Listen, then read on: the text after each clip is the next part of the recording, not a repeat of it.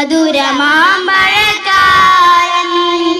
അമ്മൂമ്മക്കിളി ചൊല്ലും കഥകൾ കേൾക്കാലോ കേൾക്കാലോ, കദളിപ്പഴവും ശർക്കരയവലും തിന്നാലോ, ഓണത്താപ്പന സദ്യ ഒരുക്കാൻ കൂടാലോ കൂടാലോ, മേലെ കാവിൽ കുമ്മാട്ടിക്കളി കാണാലോ, പാടി നടക്കും കുയിലമ്മയ്ക്കൊരു പനയോലക്കൊടി തീർക്കാലോ, മലയാളമെന്നു നെഞ്ചിൽ ചേർക്കാലോ.